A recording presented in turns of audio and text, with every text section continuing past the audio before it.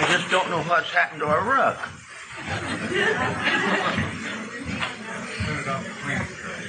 It's possible we had to sell it to buy a new roof.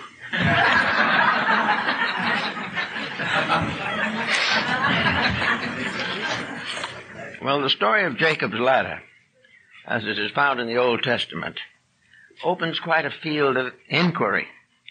We can't really hope to cover all the aspects of it, but we want to bring out a few of the points which have a bearing, perhaps, upon our own futures.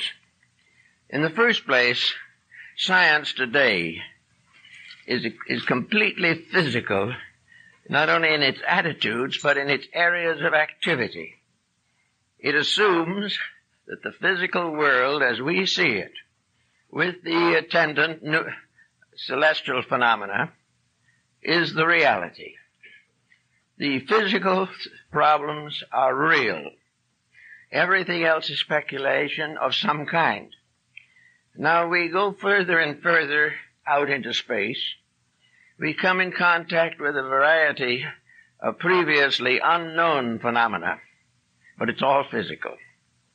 It is all some kind of expansion to be conquered by scientific advancements, by the creation of newer and improved instruments of investigation, and by continual recognition of the scientific method. Without this method, we are seriously handicapped.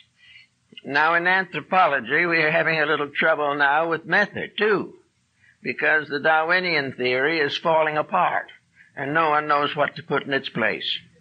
But regardless of what we do, we are working in physical matter, with physical instruments, surrounded by something we don't understand. To the material scientist, the physical existence extends to the ultimate, absolute extremity of conditioned existence. It goes on and on and on, beyond all the solar systems and all the nebulae that we can possibly imagine. But everything is physical. It is all to be estimated by the vision of the beholder, supported by scientific equipment. So here we have a rather interesting problem. We'll take a chart, for instance, supposing we have a picture that a scientist takes of the solar system. We have numerous such pictures. They have them in all of the observatories and planetariums and all these places. It looks like just a flat map with one circle after another representing the orbits of planets, with various markings to indicate certain fixed stars that are valuable. But all of these markings are on a flat surface. They're in 1 or 2 dimensions at most. And in this 2-dimensional locking of pictographs of various kinds, we get no assurance or insight into what lies beyond. The ancients had one up on us. They recognized that there was something we didn't see, that we couldn't see under normal conditions, and that the visible universe is only a manifestation or a tail-end appendage of something infinitely greater.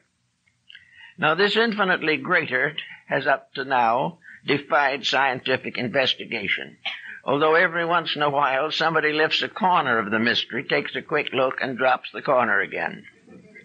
We do not know exactly what is out there, but it is becoming more evident that there is something beyond what we can see. If there is something that we can't see, then we are not in the condition to come to final estimations of the world in which we live.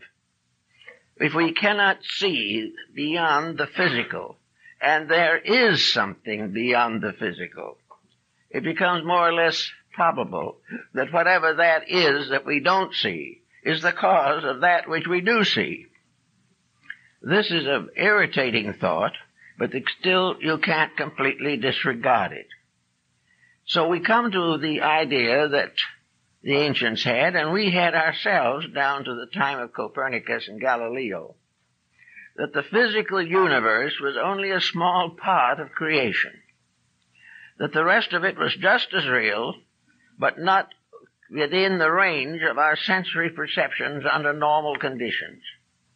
Occasionally, someone with an extra sense has brought back information of great interest, but it wasn't possible to settle it down into science because it was another dimension and would not fit into the two-dimensional world of modern physical research.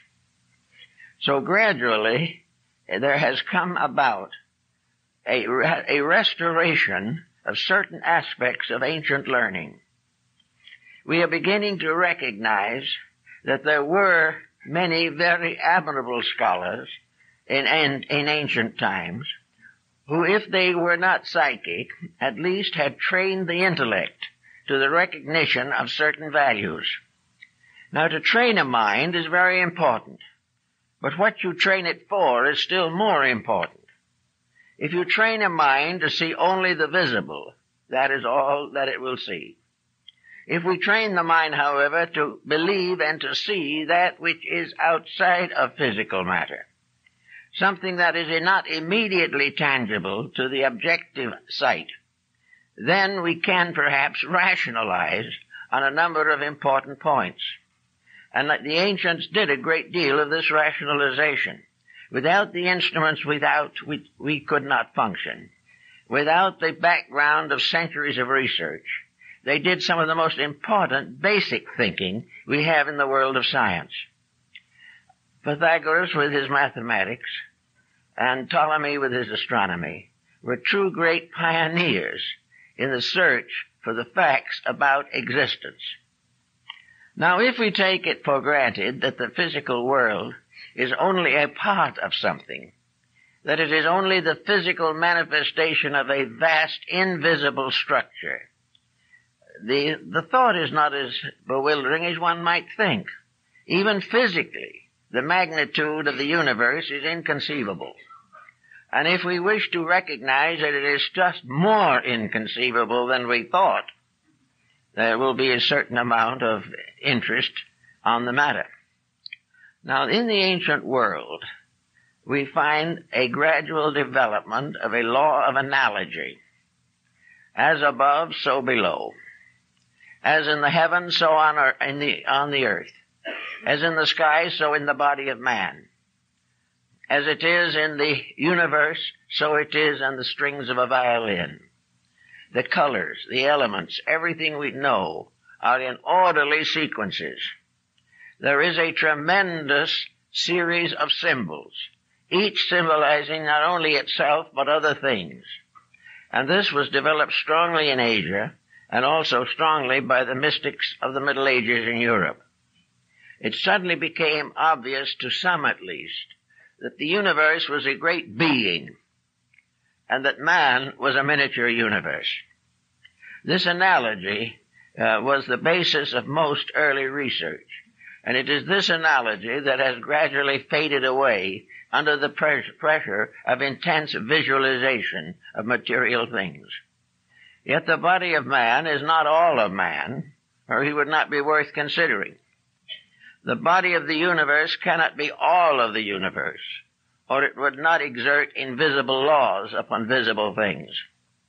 Everywhere there is an indication that there is something beyond, something behind, and something greater than that which can be captured by the physical sensory perceptions. So this brings us now into the story of the ladder. The ladder, of course, is one of the most ancient symbols that we find in the religions of the world. The ladder of Jacob, upon which the angels ascended and descended, is only one of many examples. The same concept as that occurs in the Revelation of John, where we find suddenly the universe stratified into various levels and layers. We remember the night journey of Muhammad to heaven from the rock Moriah, where he goes through the orbits of the 7 planets, and they become the steps of the ladder. We find Ishtar descending through the 7 gates to rescue Amos, the divine in man. We find in the mystics of the Middle Ages, the Rosicrucians, the alchemists, the Kabbalists, always a strange and wonderful story about this septenary mystery of life. We find it even in Homer's Odyssey, We find it in China, in India, in Greece, in Egypt, in Persia. We find it everywhere. This mysterious idea, the layers of which are the steps of a gigantic ladder. Now this ladder, if we are to believe Hermes, the great Egyptian mystic, the thaumaturgist, of whose life nothing is known. But anyway, in his emerald tablet, Hermes declares that the above is like the below, the superior is like the inferior, the lesser is like the greater is like the lesser. All things follow one immense pattern. And if anyone can break the mystery of that pattern in any one point, any one level, he has the key to the whole mystery. So for centuries, men sought this key. Some believe they found it. There are many strange records of such discoveries. But gradually, the majority of human beings became discouraged, disillusioned, locked within the band of sensory materialism. They gradually came, in the end, to a blind mystery. They could go so far and no further. And that which they sought faded away into the unknown.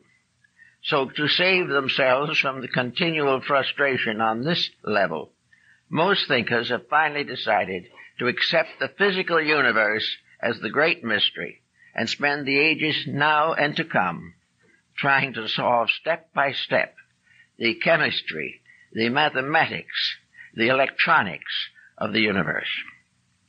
Now, in this particular point, we have two very great texts to work with. We have a realization of this in the complete miniature of life, which we call the human being.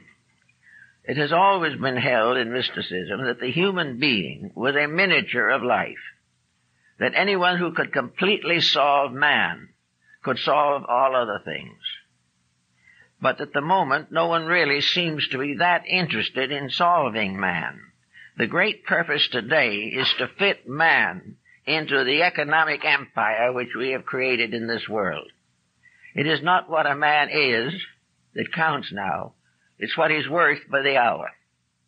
It is not really an effort to unfold the mystery of the internal of the human being, but merely to find remedies for his external ailments and to do what we could to extend his material existence. All of these things were secondary, but they became primary as individuals were disappointed one after another when they tried to explore the invisible causes of life. But in the philosophies of most nations, there has been this recognition that the solar system, the human body, and space itself are identical in law, identical in principles, differing only in magnitudes, and that we can explore them a little more carefully if we so desire. The Ptolemaic system of astronomy gradually verged into astrology, because astronomy had to do with what you did in this world, but very often it was inadequate. Astrology was not capable of solving the mysteries of human destiny. It could only proclaim them, or occasionally make a dramatic interpretation of some event. But actually, the astrology of the ancients was a form of psychology. As astronomy is a science, so astrology was a psychological philosophy. It had to do not with the visible forms of the solar system, but with principles, mathematically, scientifically, and hieroglyphically set forth. These researches, particularly those of Ptolemy of Alexandria, probably one of the first great astronomers, these researches were not primarily intended for prognostics. They were an effort to find out how the universe functioned, where all things come from, why and where they are going. And in order to do this, a new concept of the universe was gradually brought into existence. There is a very fine example of this concept in the Nuremberg Chronicle of 1498. This was the first encyclopedia and the first book of general knowledge And the very beginning of it is this picture of the universe, as it was to these people, mingling what they knew of science, but what was not yet scientific, and therefore got themselves labeled as superstitious fools by the more accurate modern researchers. So all the work of these older ones has been more or less downgraded, simply because it is assumed that they had not sense enough to be materialists, and that materialism was the final proof of intelligence. Well, we're in a little bit of a bind right now on this point. We're not at all sure today that materialism is the solution of anything. It only seems to complicate things until no one can solve them. But now we go to the picture of the universe, as it was in the Nuremberg Chronicle and in early editions of astrological works which preceded Kepler and Tycho Brahe. And we find what? We find a series that looks like of interrelating circles, looking very much like the rings of a target. These rings were concentric, and in ancient times, the earth was placed in the center. And around the earth, in rings, were the orbits of the 7 planets of that time, of which only 5 were actual planets. The Chinese had somewhat similar designs, but preferred to use squares and triangles. But this target-like solar system was the Placidian system of ancient days. It began on the face of the earth, and a ladder ascended from the surface of the earth to the extremity of the solar system, which to these people was the planet orb of Saturn. Above Saturn, they had the Empyreum, bordered on the inner side, the world of the heavenly realms and regions, the abodes of deity. Therefore, there were these 7 rings, concentric circles, ascending in order from the face of the earth, through the orbits of the moon, and then Mercury, then Venus, then the Sun, then Mars, then Jupiter, and finally Saturn. This was the target-like design, which for hundreds of years completely satisfied the needs of a world devoted to inward growth rather than to scientific complications. Now, this target-like device, with its various rings, inspired a number of useful discoveries. Apparently, it impelled Pythagoras to discover the octave, or the mystery of musical harmony. It permitted him also to discover the principal chords, and by stretching a thread or cord from the face of the earth to the upper end of the orbit of Saturn, he created a cosmic musical instrument. This has been reproduced in design and with diagrams of many values by Robert Fludd, the English Rosicrucian of the 17th century. Also, Fludd then took this design and laid it on the human body and came to the conclusion that the 7-fold division of Pythagoras was equally applicable to the physical structure of the human being, not only his composition, but his actual physical body.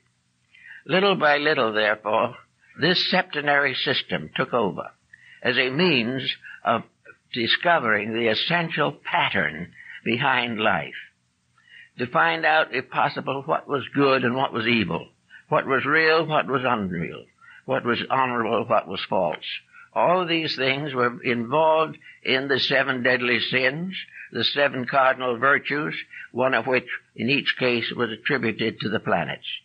So they made a kind of moral universe by bringing all the moralities of life into the planetary structure. They also divided it into areas for continents. They divided the oceans from the land. They created the octave and set up the frets to discover the upper and lower octaves of music. They created a scale of sound, a palette of 7 colors. They developed all types of septenaries, and these septenaries are still more or less valuable. They knew the 7 senses. They also knew the 7 psychic powers of the human being. Everything was developed from a grand diagram. And when that diagram came down to us as on a flat sheet of paper, with the orbits of the planets and the elements indicated, and the empyrean or the divine realms above, the modern astronomer looked at it for a moment and said, it's rubbish. It's not the way solar is at all. This isn't it. This is pure fiction. Well, it may not be fiction, for the reason that reality may not be physical. And no matter how far we go, or how many planets or parts of the universe we discover, we may not have the answer. So instead of ridiculing this old idea, some have taken it and created from it formulas for the reconstruction of life. Now, we know that the ancient mysteries were the sacred institutions of knowledge. They were the universities. They were the gymnasium of education. They were all things to those who sought to know. So these ancient institutions accepted disciples into their structure by a system of rites or tests called initiations. And now in most cases, these initiations were 7 in number, and they advanced from the material to the most abstract. They formed the rungs of a ladder of growth, a ladder of unfolding internal potentials. The disciple ascended the ladder by overcoming the negative attributes of each of the 7 planets. He learned how to use knowledge and not abuse it. He learned to understand the difference between love and lust. He also sought to understand the difference between education and knowledge. These things gradually developed in many countries. In Babylonia, the goddess Ishtar descends through the 7 gates to rescue the dying Attis or Adonis. The 7 different levels, like Muhammad, climbing the 7 rungs that fell from the sky, which led him up to the uppermost, and at each of the 7 gates was one of the 7 patriarchs of the Old Testament. But when he came to the 7th gate, so strangely enough, in a Muslim book, the guardian of that gate was Christ. Now all this has something to do with astronomy, because the ancient charts show these gates as parts of the orbits of the planets, the psychological universe lying behind the literal one. We find everywhere in the mysteries of Mithras the steps. The Mithraic philosophy reached Great Britain, and there still in the great houses of parliament and law are the symbols of the ancient rites. The Templars' headquarters in London was a place of initiation with 7 steps. All of these things remind us that these steps represent qualities. These qualities each rotates around its own sun. The emotional universe rotates around the intellectual or mercurial world. Everything works in an orderly manner. Now we go into the human body, and this is what the Buddhists call the mysterious cave of 7 parts. The 7 parts are the organs of the human body recognized by the ancients. These 7 vital organs are strengthened and intensified in their functions by the contributions of 7 endocrine glands. Every part of the system works together, and to get a key to one part comes far towards opening all the rest of the mystery. We know that some of it has even reached into modern anatomy in names and words. We know about the pia mater in the brain, the thin, gentle, or kindly mother. We know also that the upper axis of the spine where it joins the skull was known even in science as the pyramid. All kinds of strange things. The spinal column with its 33 segments, still corresponding with the degrees of the ancient mystery systems. So we have all kinds of things to think about relating to this ascent from the superficial to the essential. This descent, which is a mystical experience, as John expresses it in the Revelation. The Revelation of John is almost a completely Gnostic work, dealing with initiations into the Gnostic rites. John is picked up and carried through the spheres and comes finally to the gates of the Empyrean. And there the upper world is revealed to him. All of this was part of the philosophy of antiquity. Now we can come back to the modern world and we can say, but there doesn't seem to be any proof of this. There doesn't seem to be any reason why we should expect to find something strange and mysterious at the top of this mysterious ladder that we talk about climbing. The ladder that was known to be pointing up to what Egyptians called the Jewel of 7 Stars, which formed a constellation at the head of the ladder. All this was part of something. Here we have in India the mystery of the 7 chakras, aligned along the sympathetic parts of the gangliated structure. We also find the mysterious yogas, 7 yogas, tied into these 7 gangliated centers. Everywhere 7 days of creation. And all these things tie into something that we are trying to put together to find out what kind of a world we live in. For a long time, it didn't really mean too much to us. We were getting along pretty well. The Bible told us that we would live 70 years. Well, when they came time to translate the Old Testament, the high priest Eliezer selected 70 elders to make the translation. And the first translation of the Jewish Bible is called the Septuagint, or the work of the 70. Every time you look around, you'll find 70. You find some reason for it. Now, in some cases, it is obvious that it is arbitrary. But it can't be arbitrary in all cases, because it ties into too many vital facts that we know in our daily experience. We know the octaves of elements just as truly as we do them in music. So out of all of this, there comes this vague suspicion that there might be some way of breaking through this mystery to find out something about the reality of ourselves. Even old Omar in his Rubaiyat describes that he went through the orbits of the planets and sat upon the throne of Saturn. Everywhere we have this same analogy, east, west, north, and south, and it means something. We know the ancients recognized 7 races. They also recognized 7 continents. All the way through, the septenary had to hold true. Now, what does that mean, perhaps, in our own thinking today?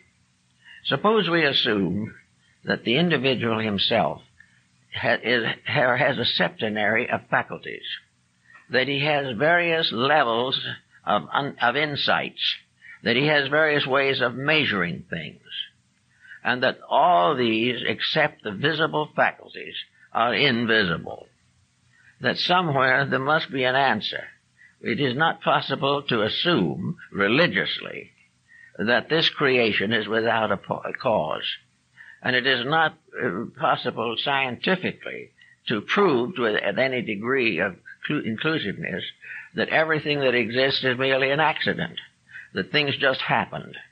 Things don't just happen, because there are too many evidences every day that things happen according to rules. And today there are many, many people who have experienced what we would commonly call miracles, simply because they intuitively kept the facts of life straight, whereas somebody else had mixed it up for themselves. So we have this problem of trying to understand the rights of the mysteries, how to penetrate into this structure and see why it answers all questions if we find out the key to them. Now, the key, it begins with a very simple point. It begins with the earth. The earth is the foundation upon which the ladder rests. And in man, the physical body is the foundation upon which the ladder of his spinal cord and column rests. It is also true that this physical situation that we have is the beginning of something.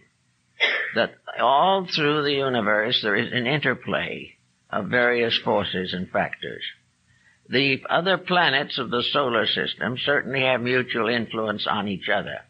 Therefore, the whole universe is one tightly tied bundle of processes. There is nothing accidental, incidental, or unimportant in this process. It is a complete integration of purposes. Now, for man, what is the purpose? Why is he settled here?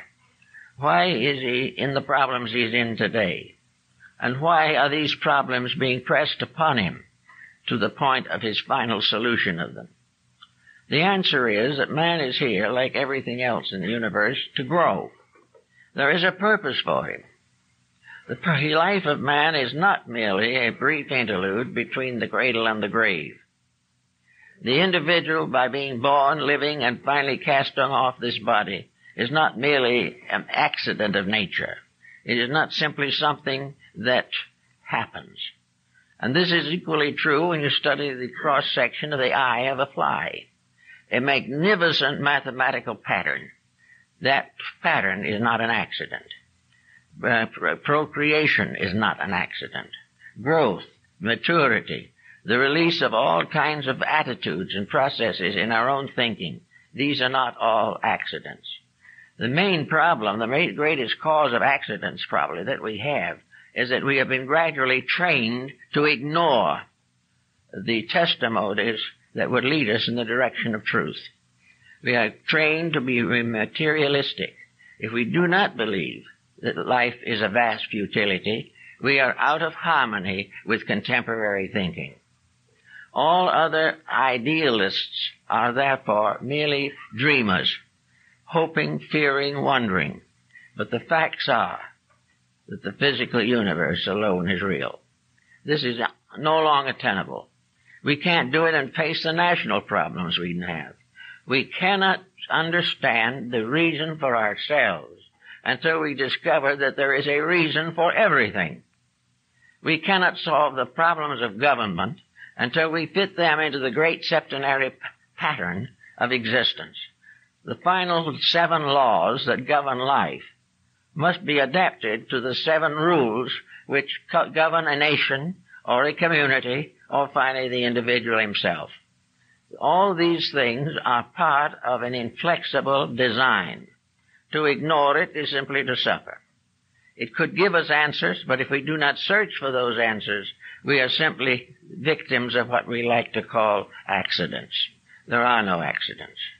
Everything has some reason for it. Something has happened to make it necessary. Now this is what the ancient Hindus call the wheel of necessity. That we are all on a cyclic pattern of needs, of things we have to learn and things we have to do. And there is no graduation from this school until we do what we ought to do and find out the answers to the things that we must know. Otherwise, we are always going to fall short of that which is necessary to release us from the painful cycle of necessity. Necessity has only one solution, one remedy, and that is to accomplish that which is necessary. Once we keep fact with necessity, all other things will come into order. Now today in world affairs there are necessities. These we are carefully ignoring because they interfere with our personal objectives. And yet we are going along breaking rules and suffering and blaming it all upon the fact that there are no rules, that everything is just a long trail of accidents, and that we will sometime join the past with its 7,000 years. Actually, we have to begin to think of a lawful universe. Now, if a lawful universe exists, its laws must be susceptible of discovery. It must be possible to solve things if the universe has patterns that require solution and demand solution. Nothing is impossible as long as we become aware of what we are trying to accomplish. And if we accomplish correctly, a great many of our problems become minimal. And most of the things we worry about today, crime, poverty, narcotics addiction, alcoholism, all these things will cease if the individual becomes aware of the rules of life. Now, of course, we make laws physically to inhibit crime, to limit or restrict disasters and disorders. But these laws are not laws we love. They do not arise from realities. They arise from legislation and are frequently modified to the benefit of the executives. We are not actually ruled by laws that are primarily solutional to our need. We are following laws that legislators hope will help us to keep the peace without understanding why there is no peace and will not be until things change and become lawful. Now the ancients left us a great diagram of lawfulness. They gave us a wonderful hint. Lord Bacon advanced this, that by assuming definitely that there was a universal intelligence at the source of all things, yet he held some reputation as a scientist, and he proved conclusively that an individual could work definitely and deeply with physics, mathematics, chemistry, and other sciences, and still be a good child of the Church of England. The actual answers that we need do not interfere with our effectiveness. They simply make this effectiveness real and permanent. They contribute to the solution of things for which we are all seeking some kind of useful answers. So here we are with a universe so built that it is capable of being understood. And we are here to make what some of the ancient peoples called a pilgrimage. Now the pilgrimage is an ascent through the rungs of the ladder. A pilgrimage is a pattern of growth. It is a pattern of realities. And in Japan and China, the Buddhists make pilgrimages. These pilgrimages are for refreshments, and they are journeys from one sacred place to another, with the understanding that through the inward contemplation of the journey, the individual becomes aware of the eternal journey within himself, which must finally bring him home. As we find also in Homer's definition of the journeys of Ulysses, where he says the great hero of Troy set sail again for his own far distant native land. Well, this far distant native land is in a sense the new world, a new world of peace and order and integrities, based upon a fact that there are reasons that we are not required to do what other things do because we can see what they do, but we cannot see what we do. We are not expected to take everything on credit. In fact, I think the scientist is more gullible in these respects than the average theologian.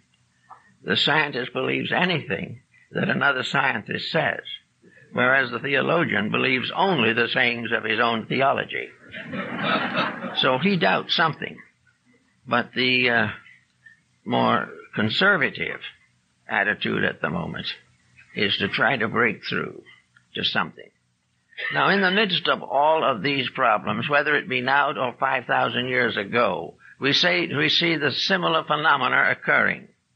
Out of the crisis, out of the strife, out of the stress, the pain, the suffering, the war, the pillage, the massacre, the tyrannies, out of all of these things comes a kind of longing, a yearning in the human heart for peace, a great desire to understand why we are suffering, and to find some way of curing this suffering. But up to now, we haven't realized that we have the suffering and the cure is limited to the same level as the suffering. We have to chart by which we know we suffer, but the chart of remedies is based upon the same chronology. We are working on one level to have the problem and cure it at the same time. Now, in the old ways of thinking, it couldn't do it that way. The old way was, if you have a problem on a level, you must cure it by going to one level above it. You must outgrow something to escape the consequences of your own mistakes. You cannot simply ask the government to pass another rule to supply more food for the homeless. This is all very important physically, but it's still physical. And it will never solve the solved problem. There will always be hunger until we find the cause of it and not merely try to feed the hungry. We have to know the reasons for these things.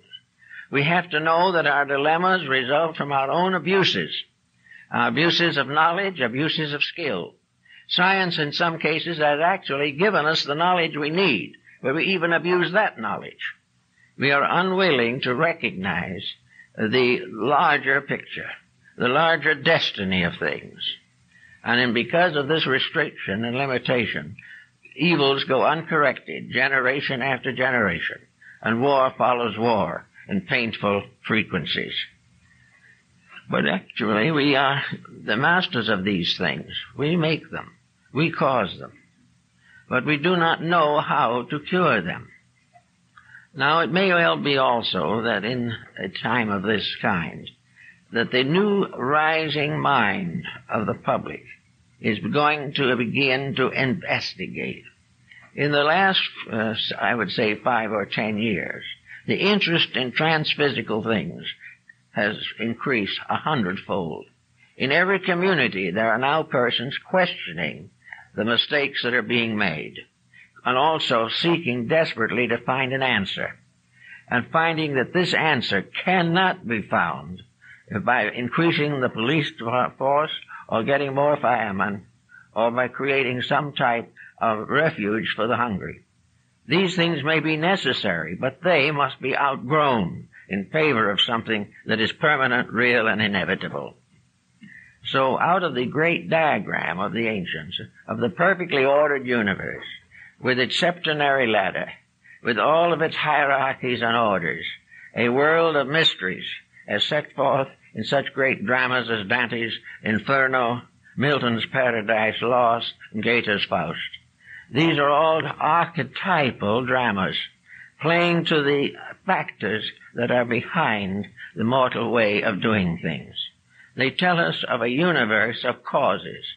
Now, we may not want to feel or believe that somewhere up in the sky there is a world like the one described by John in the Apocalypse. We may not want to see a throne in front of a crystal sea with 24 elders bowing before it. But there, again, we're in trouble for a very simple reason. Those are symbols, not the reality. They are keys.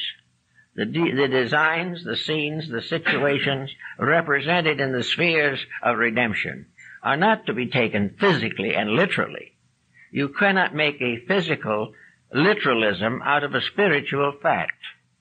They have to be understood intuitively, mystically, apperceptively.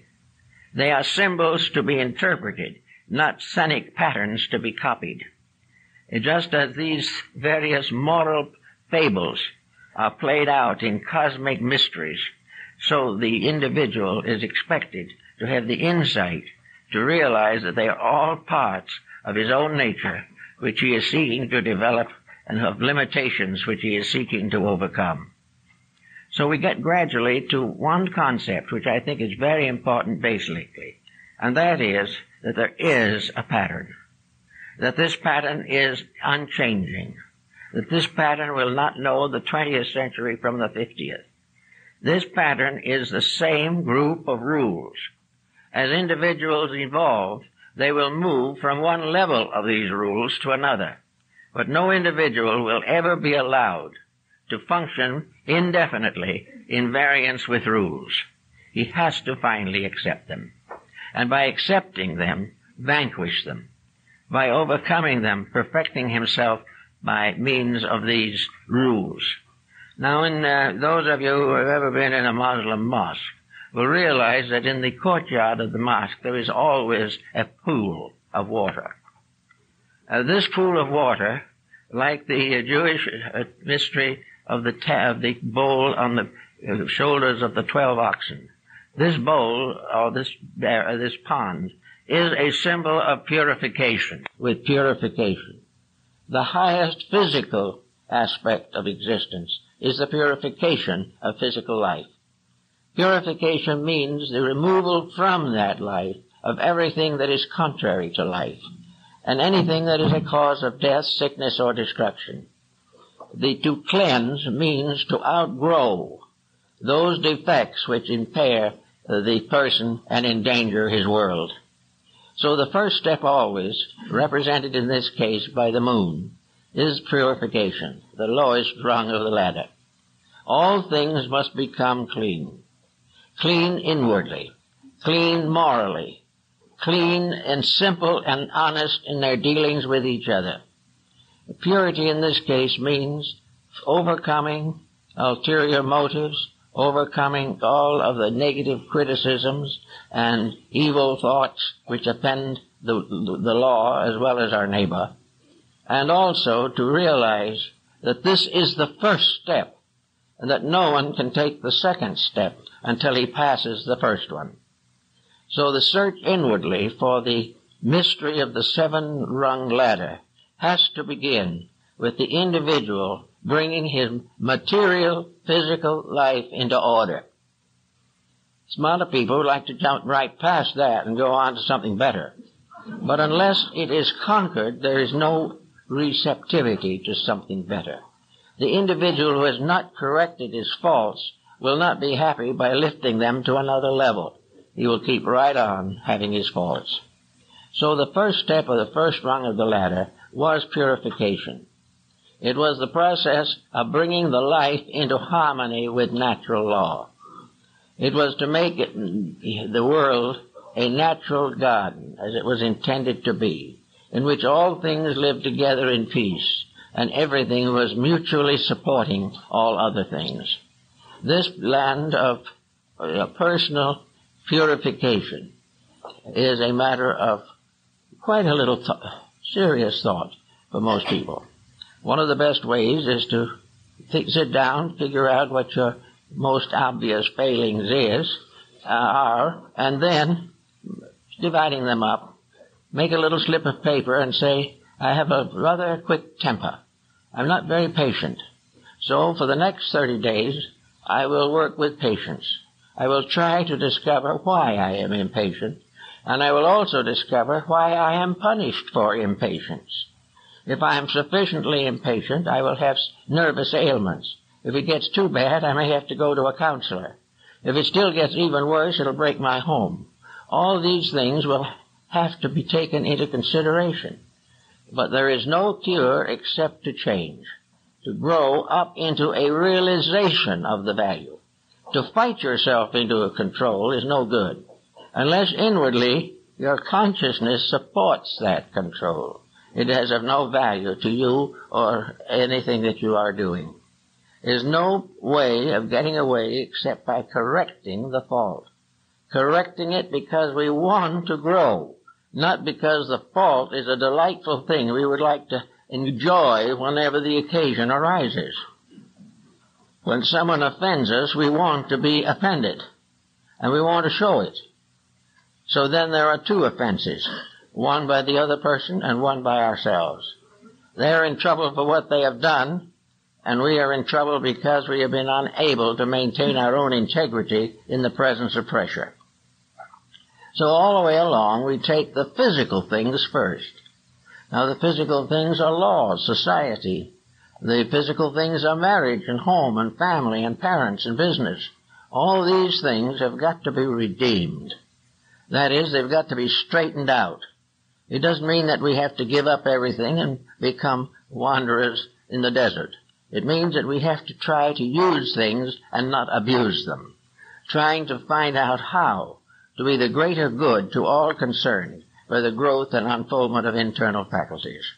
So this goes on until the person can really honestly say that he is no longer hating anything or anyone, that he is no longer out to cheat somebody, that he has no longer the determination to commit a crime against society because of his own personal dissatisfactions.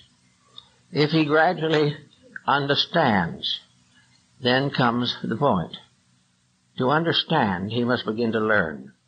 He must begin to be aware that there are laws. He has to recognize that he is not making a reformation of himself simply because of something he doesn't understand. The physical solution to it is health. If it is bad for his health, then it's wrong. If it is bad for his associations, if it breaks up the normal experiences of living, if it puts penalties upon others that they do not need, then it is not good. But he has to find out for himself how to improve this situation. Now, as he gets a little further along, he comes again onto a new rung of the ladder. And this rung is supposedly governed by the god Mercury. And Mercury is communication. Mercury is also intelligence. Now, Mercury is not philosophy. Mercury is the kind of intelligence that we get in a public school system. Mercury is the training of the mind for the purpose of adjustment with circumstances and conditions. So we come now to the second rung of the ladder, and that is education. Education must become the source of certainties for us. Education must help us to have strength to make the changes that we need to make in order to accomplish the goals which we are presumed to accomplish. Therefore, education must lead us to idealism and not to materialism. Education must help us to understand the divine plan for things and not accept as inevitable human mistakes. We have to use education to find out what is worth knowing, how to find out what does the most to help us to be constructive, useful people. The mind gives us certain faculties upon which we can build and by which we can grow. But we have to in all ways find the inspiration, the integrities to make these adjustments useful and permanent in our lives. After we decide how to be educated, then we have to find out how to use education. An education that uses only our physical faculties for the maintenance of our physical securities is not adequate. Education must make us citizens of the whole great wheel of life. It must cause us to become potential citizens of a universal world, a world that extends beyond the stars. We should recognize ourselves as parts of a vast plan and not as poor, suffering individuals deserted by everything, including time. This is the second type of thought. Then we come to the rulership of the third rung of the ladder, which is Venus. Now, Venus is emotional maturity. It is the revelation of the emotional beauty factor. It governs affection, it governs beauty, it governs all of those impulses which arise from the sublimities of existence. It is also a sincere affair. The great keynote of Venus is sincerity, that all emotions must be true, must be real, must be right, that all emotions must lead the individual to a higher degree of insight and, if necessary or possible, impel others to self-improvement. In other words, the satisfaction of affections is the proper use of our feelings of unity, of responsibility, and of all those natural relationships which are part of our third step of initiation, so to say. In other words, we have to cleanse the inside of the emotional cup. We have to purify our lives. We do not become ascetics. We do not become monastics. We become kindly people using the powers that we possess as they were intended. All misuse is tragedy. Things must be as they should be. And that takes the next rung of the ladder, and that next rung is the sun. Of course, the ancients considered the sun to be a planet. This was not true, but for their analogy of the purpose they were working with, it was suitable until other planets were discovered. The sun, therefore, comes to be the life giver. The sun is the contribution of each individual to the eternal growth of things. It is the problem of bringing life and light to others. It is service. It is protection. It is the necessary sacrifice of self-interest for the good of all things. The Egyptian pharaoh Akhenaten worshipped or venerated the divine power in the form of a sunball. Each of the rays of the sun ending in a human hand, these hands intended to lift up the holy. lift up the sad, lift up the imperfect, and to rescue all life from the restrictions of ambition and things of this nature. Therefore, it was the problem of the Son that the individual becomes a son on this level of integration, and therefore must give his light to the whole world, and must never in any way fail to share those good values which he has, as light of morality, light of integrity, light of comfort, consolation, and pity. All these things belong to the sharing of life one with another. After this has been more or less well accomplished, we pass to Mars, and this is one that most people will have a great trouble with. It is high on the level of initiation rites, because it would be impossible to accomplish it without considerable previous growth. But Mars is competition. Mars is mutual destruction for profit. Mars is the desperate effort to overwhelm, overcome, or dominate something. Now in nations this causes war after war, and is one of the most destructive factors there is in human life. But most always also it is a symbol of domination in little things. Domination in a home, domination in business, domination in the community, even domination in theology. All domination, all effort to bind by force others to slavery to us or our purposes, our ambitions, the sacrifice of the life of the child in order that the child may fulfill our ambitions. All of these things come under Mars. Mars is a more or less active, somewhat destructive force, but it is also the basis of courage. It is the basis of willingness to sacrifice self for the common good. It is sometimes the sign of the martyr, but it is always the sign, constructively, of the struggle for peace, the continuance of the determination to do what is right, even in the midst of great adversity.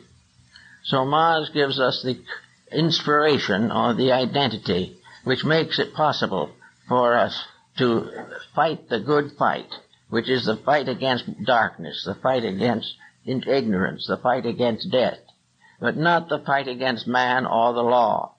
And the peace comes at the end of this kind of struggle, because understanding and insight become stronger than strife. And until our understanding is stronger than strife, there will be no peace in the world. That takes us to the next problem, and that is Jupiter. Now Jupiter, of course, was the father, or Zeus was the father of the gods. Zeus has come down to us in our thinking as the symbol of great intellectual maturity. Zeus is judgment. It is also the basis of all higher philosophical dedications. Zeus is the righteous ruler, but Zeus is also a symbol of that ruler which is the part of ourselves. Gradually we have gotten ourselves away from the domination of faculties, sensory perceptions, and the lower parts of consciousness.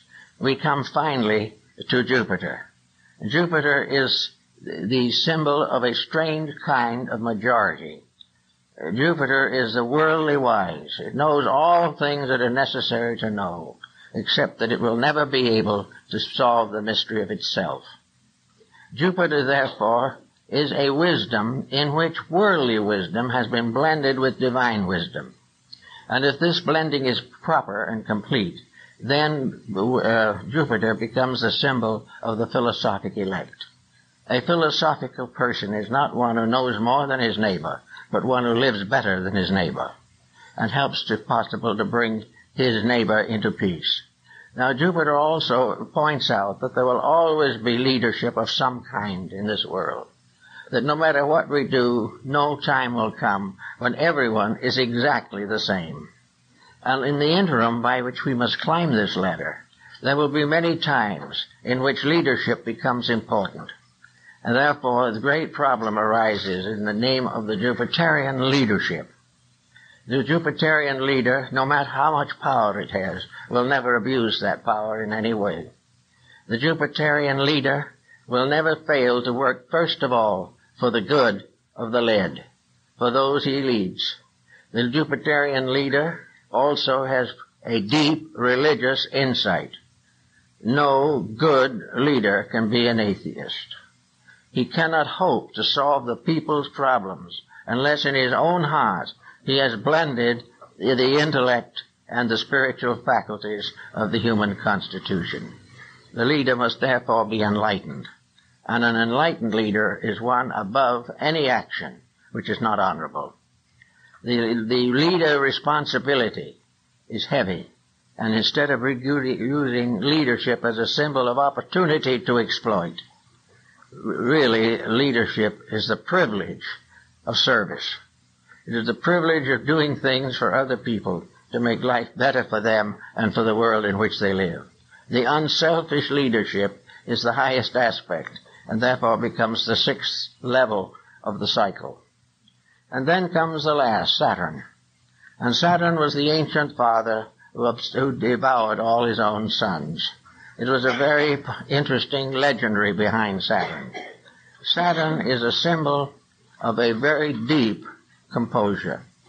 Saturn is the final statement of a maturity blending inside spiritual enlightenment with material adjustments. Saturn is therefore the symbol of that balance which, when achieved, makes the individual almost indestructible. Saturn is that which has no longer any breakage with law. It has no longer any conflict with realities. Therefore, in the more common feelings of astrology, Saturn is the bestower of long life. This means simply that it has reached the point where it does not cause short life to itself. It has kept the rule. It has made the dedications. It has the profound attitudes and yet the simplicity and directness of revelation. So Saturn represents the truly wise person, the philosophic elect, the sage, the person who has lived the life and has now become the teacher of others. It is the religious symbol of leadership. It is the power to become the good shepherd and carry forward the labors of sharing wisdom. It is from the Saturn level that the great leaders of peoples should be chosen. Leaders who would be incapable of leading a people into war. A leader that would be incapable of permitting discord and dissension of an unreasonable nature from arising within his empire. So that the one who would be the greatest among us must be the servant of all, and that is the position of Saturn. All greatness is service. All elevation is for the service of those who must obey the laws of leadership. So there can be no mistake, no fallacies, no corruptions possible in this pattern of things. Now, if the individual has followed this line through, he then comes, as the Egyptian mysteries showed, and the Eleusinian, and the Bacchic and Osirian mysteries, he comes into the presence of the Great One. In this sense, in Egypt, we follow very closely the story in the Apocalypse of John. For we come to the great figure walking among the candlesticks, carrying the stars. This is a symbol of that which is above these limitations. This is a release in which the individual, having step by step overcome the impediments which he has placed upon himself or has permitted to society to place upon him through wrong education and wrong laws, that the individual comes into the presence of Osiris in Egypt and comes into the presence of the Lord with the stars and the candlesticks. And in every religion there is some, whether it is Shangti in China or whether it is Mahavairocana in Buddhist Japan, all of these symbols represent coming face to face with the truth. Coming face to face with the thing that is as it is. I am that I am. And this tremendous experience was represented in the mysteries by the psychostatia, or the weighing of the soul. Here it was that having passed all tests and obligations, having fulfilled the discipleships of the mystery rites, having learned all that was possible to be taught by illumined and initiated teachers, the individual comes straight into the presence of that which is his own destiny. Now, if this occurs and the individual reaches the highest degree of initiation physically, he becomes an arhat, or a lohan, or an adept in the terminology of different religions. He then becomes one who knows. Now, as one who knows, the very fact of knowledge brings with it the first great burden that knowledge must bear. But now that he knows, he must give and share knowledge. He must go forth in the name of knowledge and in the name of service to become a depending force in the development of other people. He must become a part of the hierarchy, or the order of leadership, which is behind the administration of universal law on the physical plane. Because the laws themselves are not physical. It is only an individual who has transcended the physical in his own life and has become the arhat, who is capable of interpreting something above the physical for the needs of those who are still bound by the physical. Again, it is a problem of proper instruction, and the adept, having received that instruction, is capable of sharing it. So little by little, the journey upward brings the creation to the adoration of the creating power. It stands in the presence of the infinite, and in this path, standing forth in its eternity, the creation, from the smallest to the greatest part, from the smallest gnat in the sunbeam to the vastest of all universal systems. All these things are parts of the unfoldment of one tremendous principle. And this principle is the gradual unfoldment of the infinite through the finite, and the gradual victory of the infinite over the finite, and the final union again of the finite and the infinite in an eternal bond of identity. All of this makes a very interesting and illuminating series of discoveries, which we have to make as we can, little by little. But the Buddha said on one occasion that the longest journey begins with a single step. And this is more or less the problem that we face. We are all of us on this journey, whether we know it or not. And we are going to be unhappy on the journey until we learn that it is the journey that can make us happy. But we have to make the first step. We have to make a dedication. We have to indicate by bringing a burnt offering to the altar of the Lord, as described in the tabernacle rites. We must bring a gift to the altar as a proof of sincerity. And the only gift that anyone can really give is himself. We have to, therefore, sacrifice the self-rulership in order to come under the heading of divine rulership. Now, self-rulership for most people is rulership by the ego, by the personal self, by the individuality, by one of the lesser powers of life. But when we lift this rulership from the personal equation, when we no longer say, I want this and I will do that, and we gradually find out the truth of these things, we then realize that this leadership is always vested finally in the pious part of our own natures. Now, as the various elements of the pattern of the 7 steps have unfolded in ourselves, we finally shift the leadership of our lives from the mind, from the ego, to the divine principle abiding always within ourselves. For just as surely as a supreme power fashions all things, so the spark of that supreme power has fashioned us, and is finally the ruler of our lives. Therefore, the initiate ascending always finds in the end communion with the innermost, communion with that which is the divine within himself or herself, the rulership of that which was the source and cause, and the only answer to all the questions of life. There is only one reality in each of us, and that is the divine power. And each in his own way must pay homage to that power. And each out of his own struggles, his own labors, and his own works must build a temple which is to be the dwelling place of that one power. So each individual is building his own sanctuary through purification, through discipline, through service, and through all those things which make life real. Now, in our present day, in looking around, it doesn't look very much like this is getting along very well.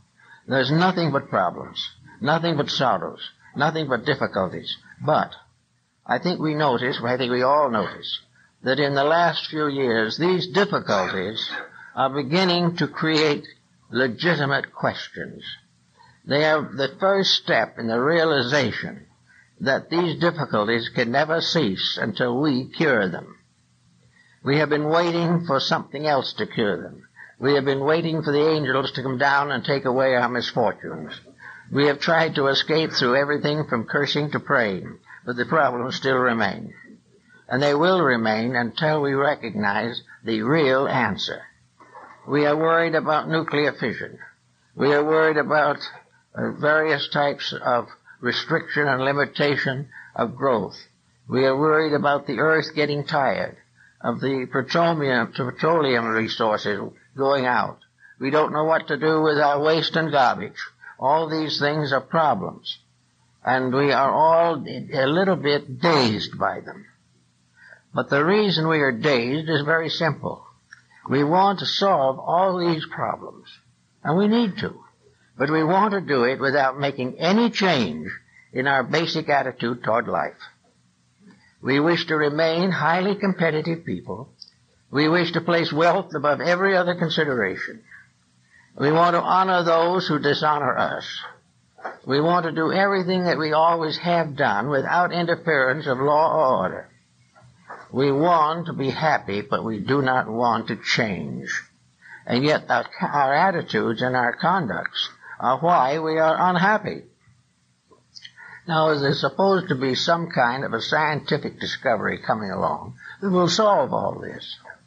I remember when there was great talk about the automobile that was going to solve and end forever cruelty to horses. Well, it didn't exactly work out as it was intended. But we are always in the presence of some kind of a repair. But we do not recognize that we cannot cure this physical problem from the level of the problem. We cannot cure war by simply fighting war. We cannot get war out of the physical world unless we do something to change the physical world, either in nature or in ourselves. We cannot get better without becoming a little bit more virtuous. So in this problem and struggle, we have to face that this mysterious circular diagram with the 7 circles represents not only the cycle of growth, but it represents the level of problems that have to be overcome one by one. But there can be no problem overcome unless the cause of it is outgrown. And it is outgrown not by ages of suffering, but by proper, intelligent education. We have to be taught the laws of life. We have to be taught the ways of living. And we should start with young people. Our ancestors, with a simple faith in God, and with children who obeyed, in principle at least, the simple ways of their ancestors, the problem was not very serious. But now it is becoming the proof that infirmities build up, corruptions multiply, and we have come to a time where we have simply gone too far in the ignoring of value. And we cannot do this indefinitely. Socialized states are beginning to discover they cannot handle their own states unless they are able to do something ethical or religious to enlighten and hold the attention of people to self-improvement or national or world improvement. We cannot keep on breaking the rules and enjoying the joys of a good life. So as we sit down trying to study this a little bit, why don't we just also look back a little? Read something that Paracelsus wrote. Read something of Neoplatonism or Gnosticism. Read something of Buddhism. H.G. Wells said that Buddhism was probably the most important moral doctrine the world ever had. And the Buddhist philosophy of life is very, very simple. Serve the good. Refrain from evil. Purify the mind. This was the basis of that entire religion which moved at one time across the face of Asia. We are all now looking to find out how to improve the present situation. And the first thing we have to do is to put together all the analogies, all of the overwhelming parallels that we can see in every level of life. And from these, get a new vision of law and find out that we are in a universe of law and order, and that we are the ones that are out of order. And until we correct this condition, there will be no permanent improvement. That's it.